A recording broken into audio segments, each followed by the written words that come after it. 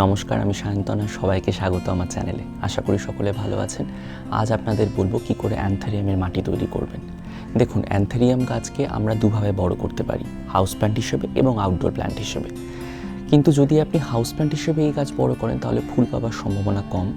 তবে যদি আপনি ঠিকঠাক আলো দিতে পারেন এই গাছকে, হাউস প্ল্যান্ট হিসেবে বড় করার ক্ষেত্রে বলছি, তাহলে ফুল পাওয়ার সম্ভাবনা কিন্তু অনেক বেশি হবে এবং গাছ ভালো থাকবে। আর যদি আপনি আউটডোর প্ল্যান্ট হিসেবে বড় করেন তাহলে অবশ্যই আপনাকে একটা এমন জায়গা বেছে নিতে হবে বাগানের, যেখানে সারাদিন মোটামুটি ছায়া থাকে এবং খুব ঘন ছায়া নয়, অর্থাৎ ইনডাইরেক্ট ব্রাইট লাইট যেখানে আসে সেই রকম জায়গায় যদি আপনি এই গাছ লাগাতে পারেন আপনার বাগানে, তাহলে অবশ্যই আপনি ফুল পাবেন। কিন্তু আজকে আমি এই গাছের অন্যান্য বিষয় নিয়ে আলোচনা করব না। একটু আগেই বললাম কী বিষয় নিয়ে আলোচনা করতে চাইছি, তো সরাসরি সেই টপিকে চলে আসি। কিভাবে আপনারা এই গাছের মাটি তৈরি করবেন, এটা খুব ইম্পর্টেন্ট, কারণ অ্যানথেরিয়াম কিন্তু খুব একটা কম্প্যাক্ট সয়েল বা ঘন সংবদ্ধ মাটি পছন্দ করে না। এই বিষয়টা অবশ্যই মাথায় রাখবেন, কারণ বহু ক্ষেত্রে এরকম হয় যে আমরা অ্যানথেরিয়াম নিয়ে আসি, খুব ভালো মাটিতে বসাই, কিন্তু তারপরে কয়েকদিন পরে আস্তে আস্তে পচে যায়, বিশেষ করে যখন আমরা এই গাছকে ইনডোর প্ল্যান্ট হিসেবে বড় করছি তখন। তো অ্যানথেরিয়ামের যে মাটির কথা আজকে আপনাদের জানাতে চাই, সেখানে টেকনিক্যালি মাটি নেই, মাটি ছাড়া অন্যান্য অনেক কিছুই আছে।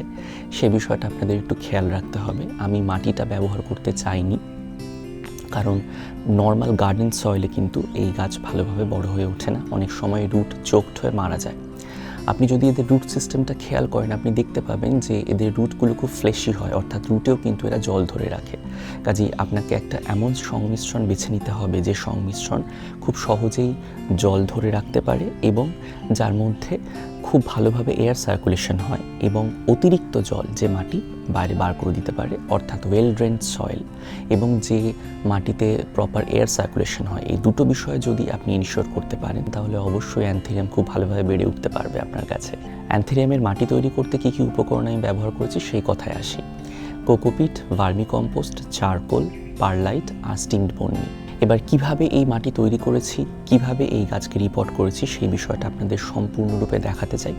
আপনারা সেটা ভালোভাবে দেখুন, একদম স্কিপ করবেন না, তাহলে হয়তো কিছু কিছু ভাইটাল পয়েন্ট আপনি মিস করতে পারেন। সেই জন্য ভালোভাবে পুরো প্রক্রিয়াটা দেখুন, তারপর আপনাদের বলবো যে এই রিপোর্টিংয়ের পর আপনারা এই গাছকে কিভাবে যত্ন করবেন। চলুন দেখে নিই পুরো বিষয়টা।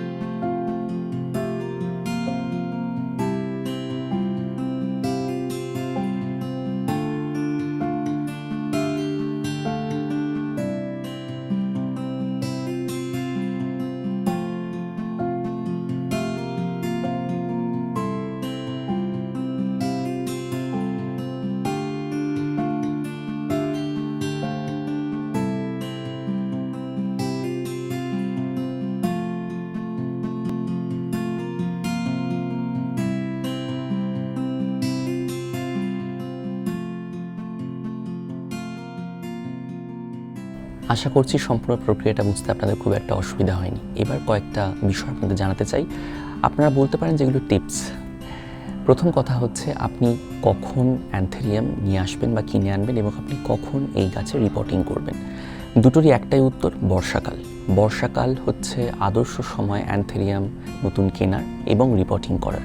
তবে এক্ষেত্রে একটা কথা আপনাদের জানাতে চাই, আপনি যদি নতুন অ্যান্থেরিয়াম লোকাল নার্সারি থেকে নিয়ে আসেন বা অনলাইনে অর্ডার করেন, সেই গাছ আসার পর চেষ্টা করবেন অ্যাটলিস্ট 7 থেকে 8 দিন সময় দিতে আপনার এলাকার সঙ্গে অ্যাক্লাইমেটাইজড হতে। এটা অত্যন্ত ইম্পর্টেন্ট। আমরা এই বিষয়টা অনেক সময় খেয়াল রাখি না, বিশেষ করে এই ধরনের সেন্সিটিভ গাছের জন্য, যাদের খুব সহজে রুট পচে যায়। সেই সমস্ত গাছের ক্ষেত্রে কিন্তু অ্যাক্লাইমেটাইজড হওয়াটা অত্যন্ত দরকার। অর্থাৎ আপনি যখন আপনার লোকাল নার্সারি থেকে বা আপনি অনলাইনে যখন অর্ডার করছেন, সেই গাছ যখন আসার পর সেই গাছকে আপনার কাছে বেশ কিছুদিন রাখুন, অ্যাটলিস্ট 7 থেকে 10 দিন বা তার বেশিও রাখতে পারেন আপনি চাইলে। তারপর আপনি চেষ্টা করুন রিপোর্ট করতে। রিপোর্টিংয়ের জন্য যে কম্বিনেশনের কথা বললাম আপনারা সেটা ব্যবহার করতে পারেন। আপনি আপনার মতো কম্বিনেশন তৈরি করতে পারেন, তাতে কোনো অসুবিধা নেই। শুধু এটা মাথায় রাখবেন, আপনি যে কম্বিনেশন তৈরি করছেন সেটা যেন ওয়েল ড্রেন্ড হয়। এরপর বলি আপনি কী ধরনের টব বা কন্টেনার নির্বাচন করবেন। আমি সবসময় বলবো, আপনি যেখানেই এই গাছ বড় করুন না কেন, ইনডোর বা আউটডোর, অবশ্যই চেষ্টা করুন টেরাকোটা পট ব্যবহার করতে। এই টেরাকোটা পট ব্যবহার করে আপনি গাছকে ঘরেও বড় করতে পারেন ইনডোর প্ল্যান্ট হিসেবে, আবার বাইরেও রাখতে পারেন। খুব একটা তাতে অসুবিধা হয় না, হাওয়া চলাচল ভালো মতো হয়, জল মোটামুটি তাড়াতাড়ি শুকিয়ে যায়। এবার জলের কথায় আসি। আন্ডার ওয়াটারিং এবং ওভার ওয়াটারিং দুটোই কিন্তু অ্যান্থেরিয়ামের জন্য ক্ষতিকারক। আপনারা একটু আগে লক্ষ্য করলেন যে আমি রিপোর্টিংয়ের আগে রুটটা ভালো করে ধুয়ে নিয়েছিলাম, কাজে রুট অলরেডি স্যাচুরেটেড। সেই জন্য আমি প্রথম 1-2 দিন জল দেবো না। তারপর যেমন আমি জল দিই সেরকমভাবেই জল দেবো। জল দেওয়ার ক্ষেত্রে আপনাকে মাথায় রাখতে হবে, আমি যেটা একটু আগে বললাম আন্ডার ওয়াটারিং এবং ওভার ওয়াটারিংয়ের কথাটা, এমনভাবে জল দেবেন যেন রুট পুরোপুরি শুকিয়ে না যায়, আবার রুট যেন সবসময় স্যাঁতস্যাঁতে ভিজে না থাকে। মোটামুটি রুট সিস্টেম হাইড্রেটেড রাখাটা অত্যন্ত গুরুত্বপূর্ণ। সেই জন্য প্রত্যেকবার জল দেওয়ার আগে একবার ভালোভাবে দেখে নেবেন যে মাটিটা স্যাঁতস্যাঁতে ভিজে আছে নাকি খুব হালকা আর্দ্র আছে। যদি হালকা আর্দ্র থাকে তাহলেই জল দিন, আর যদি দেখেন যে মাটি খুব বেশি স্যাঁতস্যাঁতে তাহলে জল দেওয়ার কোনো দরকার নেই। কিন্তু কখনোই মাটিকে সম্পূর্ণ শুকিয়ে যেতে দেবেন না, তাহলে কিন্তু এই গাছে বৃদ্ধি আপাতভাবে থেমে যায় এবং তাতে যে সমস্যা হয়, এই গাছ যে শক পায় সেই শক কাটিয়ে উঠে আবার বেড়ে উঠতে বেশ কিছুটা সময় নেয়। কাজে এটা একটু মাথায় রাখবেন। একটা ব্যালেন্সড ওয়াটারিং স্কেজুল যদি আপনি মেনটেন করতে পারেন তাহলে এই গাছ খুব ভালোভাবে বেড়ে উঠবে। শেষে একটা কথা বলতে চাই, রিপোর্টিং করার পর প্রথম 10 দিন চেষ্টা করুন গাছটাকে এমন জায়গায় রাখতে যেখানে খুব একটা আলো না আসে এবং খুব একটা হাওয়া চলাচল না হয়। আসলে রিপোর্টিং করার পর গাছ একটা ইনিশিয়াল শক পায়, সেই শকটা কাটিয়ে ওঠার জন্য বা নতুন পরিবেশের সঙ্গে খাপ খাইয়ে নিতে গাছের একটু সময় লাগে। সেই জন্য আপনি মোটামুটি 10-12 দিন চেষ্টা করুন এমন জায়গায় রাখতে যেখানে খুব একটা আলো না আসে, খুব একটা হাওয়া চলাচল না হয়। তারপর আপনি আস্তে আস্তে আপনি যেখানে রাখতে চাইছেন আপনার গাছ, সে জায়গায় রাখুন, তাতে গাছ ভালো থাকবে এবং ভালোভাবে বেড়ে উঠবে। আশা করছি এই সয়েল কম্বিনেশনটা আপনারা ব্যবহার করে রিপোর্টিং করবেন আপনার অ্যান্থেরিয়াম, এবং আপনারা যদি চান কিনতে তাহলে এটাই কিন্তু আসল সময় আপনার অ্যান্থেরিয়াম কিনে আনার। কাজেই চেষ্টা করুন একটা হলেও অ্যান্থেরিয়াম নিয়ে আসতে আর এই সয়েল কম্বিনেশনটা ব্যবহার করে রিপোর্টিং করতে। আর যে টিপসগুলো বললাম সেগুলো অবশ্যই মাথায় রাখবেন। সবাই ভালো থাকবেন, সুস্থ থাকবেন এবং অবশ্যই আমাদের সঙ্গে থাকবেন।